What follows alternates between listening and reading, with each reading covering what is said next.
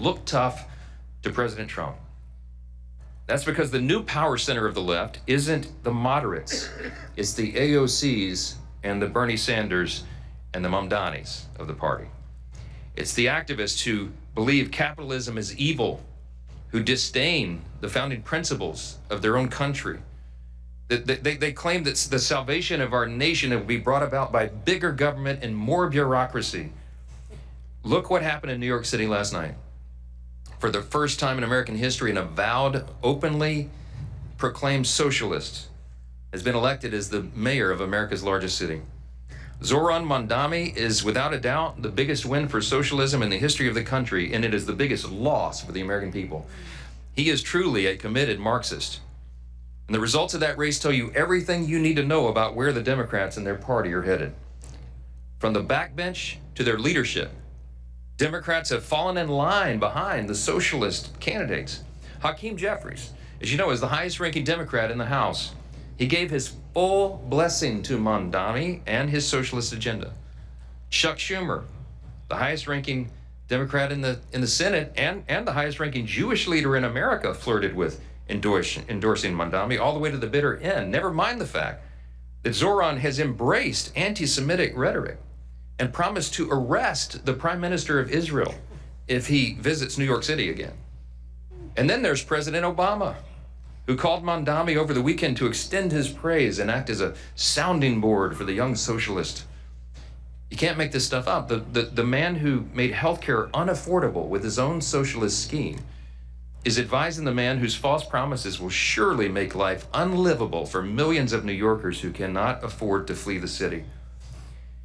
As we said from this podium every morning, we talk about Mandami for two reasons. It's a bellwether, because House Democrats, many of whom represent districts with much less blue than New York City, have embraced him with open arms. And because his brand of Marxism is truly a bellwether for the Democrats nationwide. We pointed out that other major metropolitan areas in the country are facing the same threat with candidates similar to Mandami. And we're going to continue to call out their effort to mainstream and normalize socialism and Marxism in America. Working families watching this play out have a right to know that socialism and communism are not just confined in New York City. They are quickly coming to a town near you unless you stand up and let your voice of common sense be heard. While Democrats hitch their wagon to the socialist agenda, Republicans are going to continue to act in good faith on behalf of hardworking Americans. And we will remind a new generation of Americans about the painful and inescapable realities of history. We'll have much more to say about this in the days ahead. There were no surprises last night. I'll just summarize on the election, and then I'll yield to some of our sophomore stars here. There's no surprises. What happened last night was blue states and blue cities voted blue. We all saw that coming. And no one should read too much into last night's election results. Off-year elections are not indicative of what's to come. That's what history teaches us. By the way, it's worthy of note that Zoran Mandami himself only received a little over 1 million votes, 1,036,000 votes.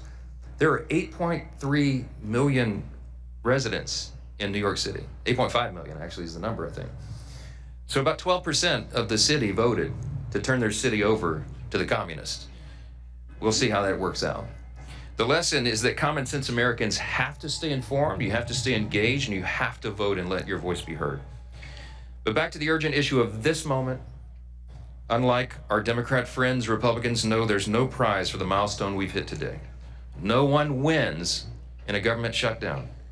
We pray that Democrats wake up to that truth very soon. We are very hopeful that they will come to their senses and help us to reopen the government. Remember, it's about math. We have to have 60 votes in the Senate, and we only have 53 Republicans. The entire country is waiting and calling on Democrats to put their political fight aside and open the government. Until they do that and do the right thing, House Republicans will continue to do what we've done since day one, and that is helping our constituents navigate the chaos and confusion of the Democrat shutdown back in our districts. And that includes the members of our outstanding sophomore class, many of whom represented here today.